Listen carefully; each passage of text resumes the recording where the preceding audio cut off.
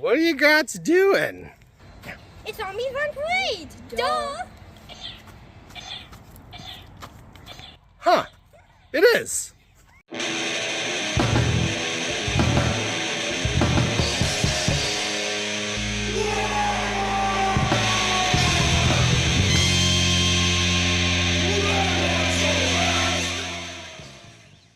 Wow! Welcome back to the Red Ones Go Fast. Old Big Mek here for your last video before October.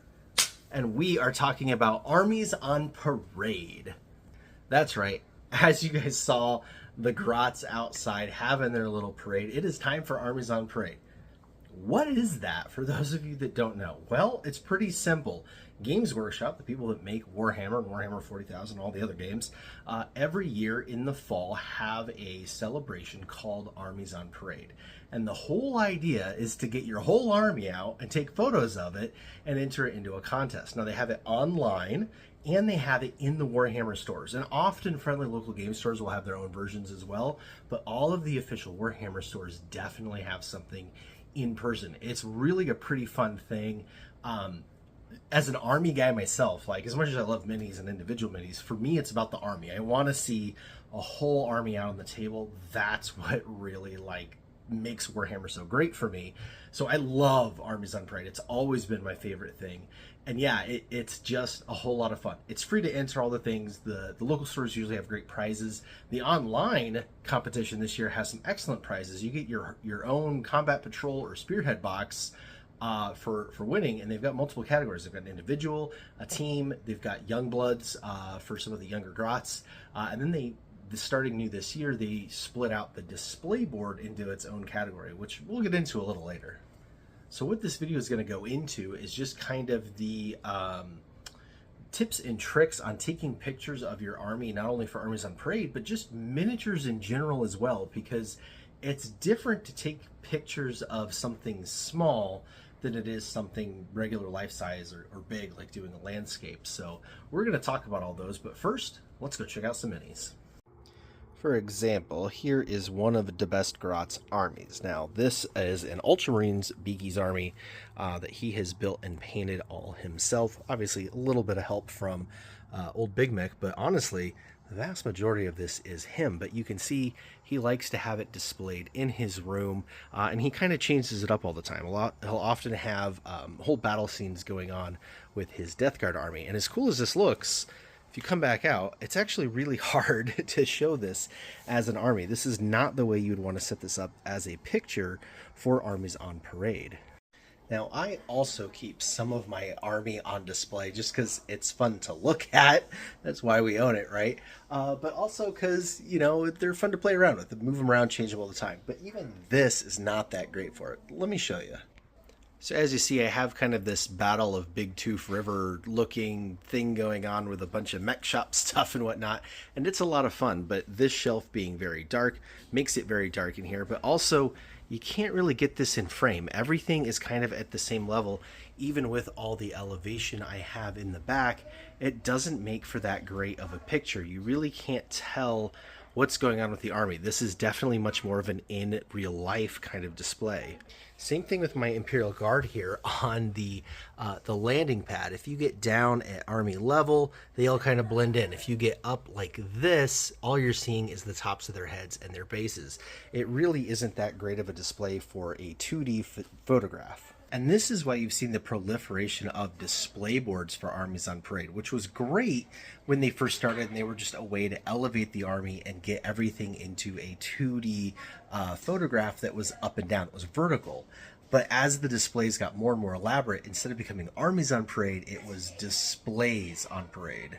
Luckily, all that has changed for 2024, so this year, if you are entering Armies on Parade right now, there are two different categories for you to enter. You can enter as a regular Army on Parade, and you're just on a flat board, and then you can enter in the display category where you have the whole get-up. Alright, so now that you've seen some armies just kind of on a regular display, let's talk about getting them set up for Armies on Parade.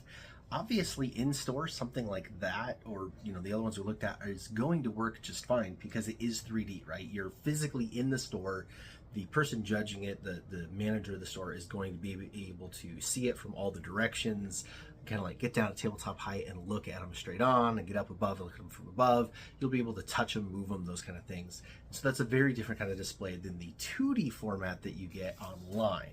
And for that, you need this. This is a board, a game board. This one is one of the official GW ones, but you can use whatever the heck you want.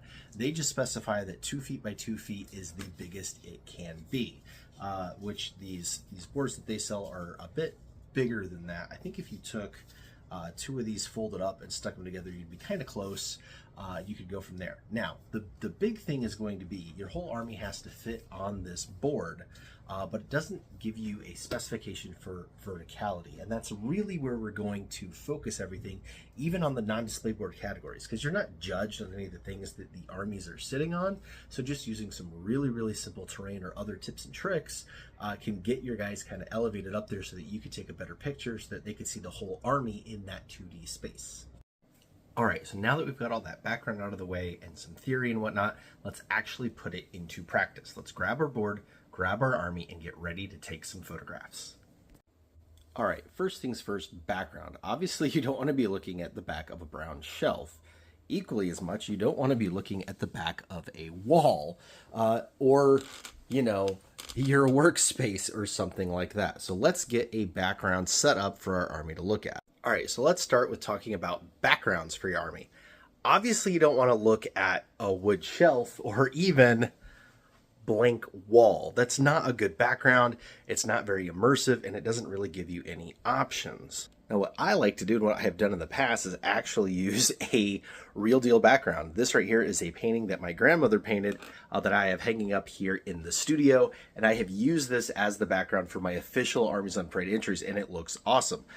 If you don't have an oil painting, that's okay. You can kind of use just about anything. This is a finger painting that one of my grots did when they were very, very small, and it's just kind of neat looking, but it's very abstract. I can put it in the background of my shot and make something, you know, of the foreground of the army, and have the background be kind of immersive and not just be a wall or a window. Honestly, the best option, though, is in your laundry. Grab a blanket. You don't want something that's bright white. You don't want something that's totally black, but some sort of a neutral color or a color that really complements your base. For example, if I had a jungle green base going on, this green color would actually do a really good job on the background, or if this contrasts really well with what you are showing off. So just go look through your linens, and then you want to drape it over your vertical surface as the background to what you're shooting. A really important thing here is you don't want anything glossy. Look at the difference, even just, you know, crappy backgrounds. What's behind me right now, right? You've got a, you know, matte finish wall. You've got a matte finish paint.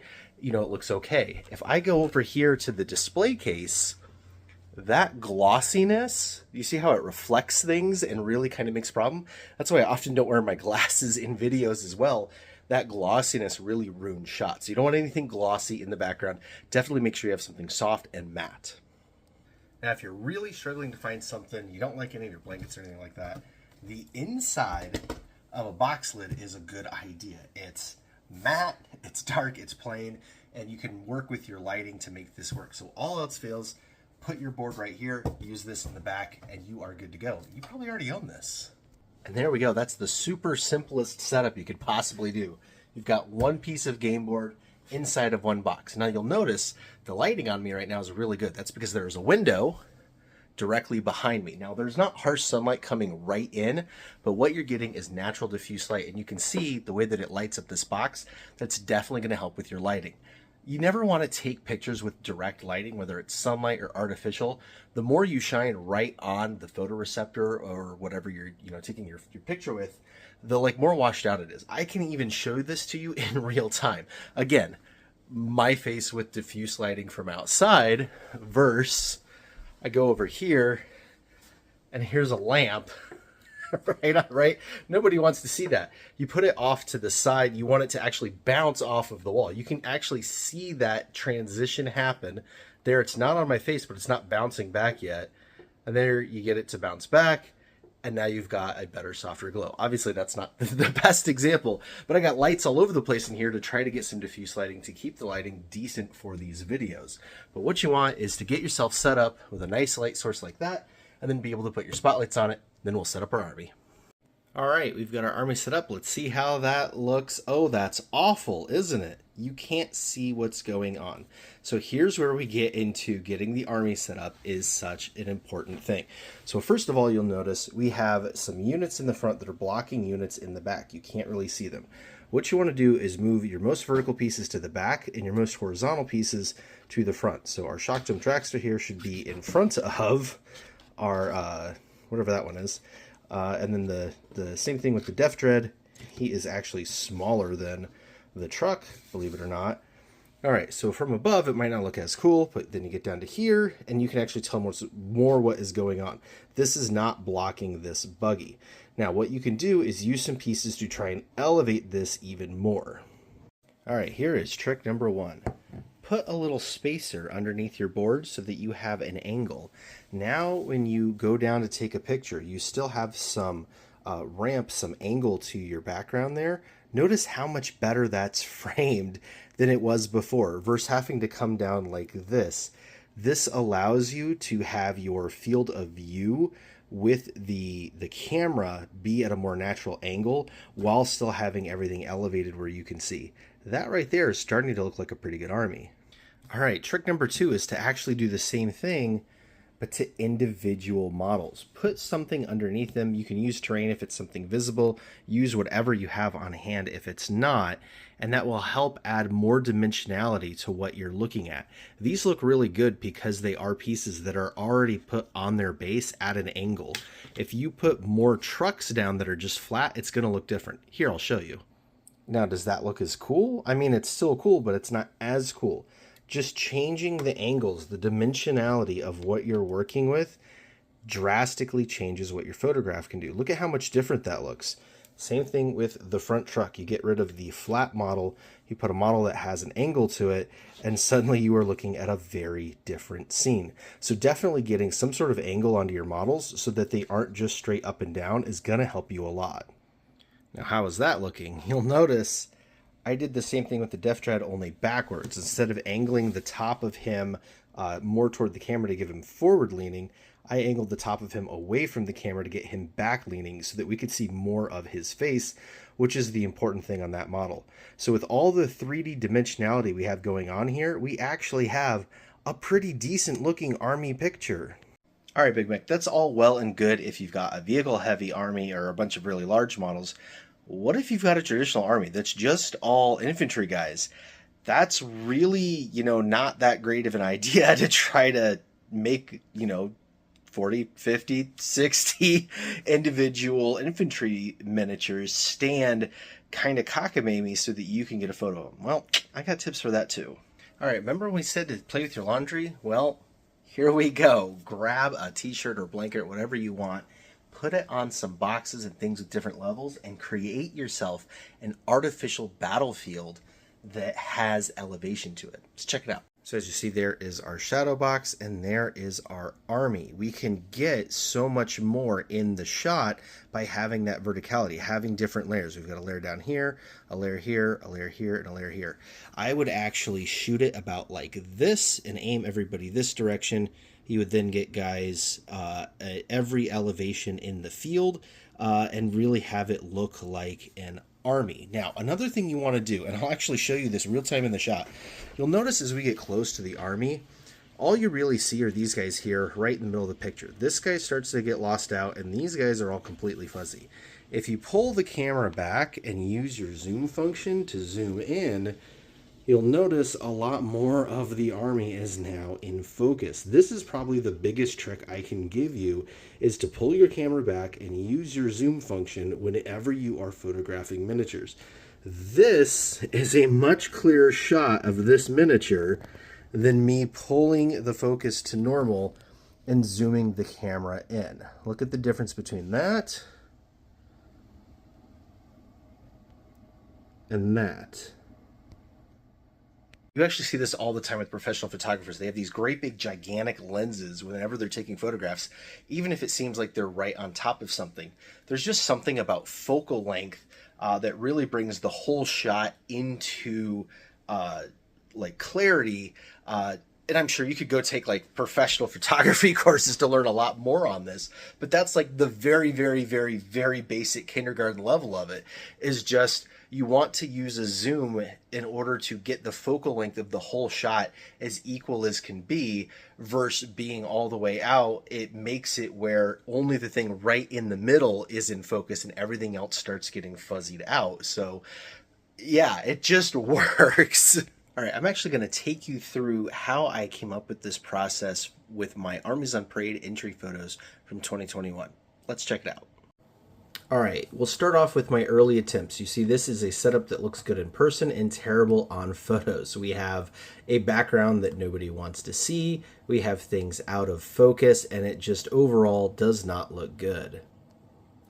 Moving on, as you see, you come up to the vertical where you're right above the army to take the photo to try to get everything in there, and you lose what makes the army the army. Nobody wants to look at the top of 3 kilocans and the top of 4 grots. That just doesn't make any sense. Now, rearranging, getting smaller things in front, larger things in back, utilizing the verticality. We're starting to get somewhere, but it's still a very bad shot. Right, here we are trying again, this time with more models, seeing if that will help. It looks very busy, but it does not look anything like the shots you see in the codexes of what an army should look like. Now we're getting somewhere. You see the background has now changed to a sheet, something that is, going to wash away in the background, look more natural, be more matte. I have the back of the board tilted forward so that you can see more of the shot of the front of each mini. I've got smaller minis in front, larger minis in the middle. I've got verticality in the background. However, my lighting is terrible. And there we go. Now we're starting to cook with heat. We've got more indirect lighting going on. You've got the background in the back. Now it's been changed to the painting. You've got a close-in view of the models versus a far away. And it's okay that we cut some of them off because this is starting to look like what you would see in a codex. And now we're really cooking with heat. We've got some models being tilted individually. We've got the whole board being tilted. We've got the background. We've got the lighting. And what you're ending up with is a shot that looks like something right out of a codex. This is a really cool picture of an army on a parade. And they don't even have to be busy pictures. This is one piece of terrain with one squad and one bike by it. And I mean, just look at that. Isn't that cool? And here it is, the final answer, our final army shot for Armies on Parade. As cool as the painting was, it was too narrow to really fit in the background of the whole shot. So we went back to the sheet. You'll notice we've got the vertical elements in the back with the terrain. The whole board is tilted up. Some of the pieces are tilted. And yeah, you've got a good overall view of the whole army with everything lit and everything in focus. This shot, I believe, was the one I actually ended up entering. Even though you could see some of the table in the background behind it, there was just something about this shot where everything was more clean, more in focus, more lit well. And again, this was super simple. This is a bed sheet being held up by some chairs behind a table with some random lamps from around the house all put together right by a window using all those same tips I just told you about. And isn't that a darn sight better look at an army than this top-down view? All right, that's going to do it for this episode. I hope you not only enjoyed it, but actually found it useful. Hopefully, at least one of these tips and tricks help you out with framing your photograph and getting your entry for Armies on Parade done. The entries are open right now. It's all free to enter. I'll put a link to GW down below. No affiliation or anything like that. It's just a really cool contest. It's free for everyone to enter. You can take some nice photos of your army, hopefully using these tips. Make sure you're happy with your photos, go submit them, and maybe you can win something really cool from Games Workshop. All right, that's going to do it for Old Big Mek this month.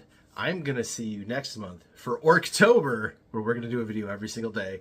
And yeah, it's going to be an absolute blast. So until next time, walk on!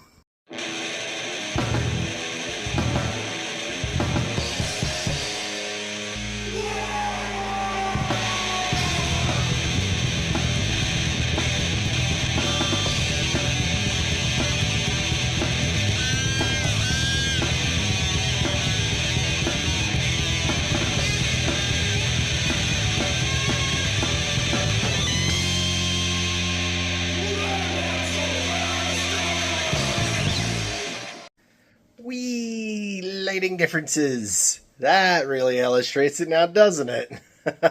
Oh, I'm getting dizzy.